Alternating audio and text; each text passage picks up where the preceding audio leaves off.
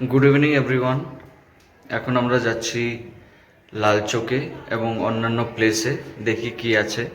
আর আজকের দিনটা টোটালি আমরা রেস্ট করেছি, কারণ আজকে ঈদ ছিল। আর টোটালি সব দোকানে এখানে বন্ধ। চলুন দেখা হচ্ছে প্লেসে গিয়ে। বাই। হ্যালো ডিয়ার ভিউয়ার্স, আমরা লাল চকে পৌঁছে গেছি। এই যে এটা হচ্ছে লাল চক।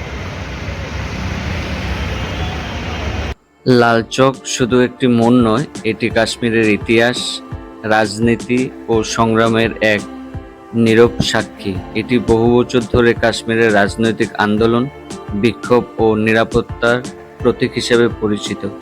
1947 সালের পর থেকে লাল চক ভারত ও পাকিস্তানের মধ্যে কাশ্মীর নিয়ে দ্বন্দ্বের কেন্দ্র ছিল।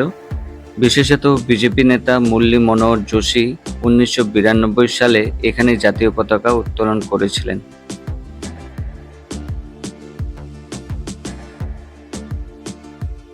ডিয়ার ভিউয়ার্স, ব্লগটি ভালো লাগলে অবশ্যই ফলো করবেন, লাইক করবেন, শেয়ার করবেন এবং অনেক অনেক সাপোর্ট করবেন।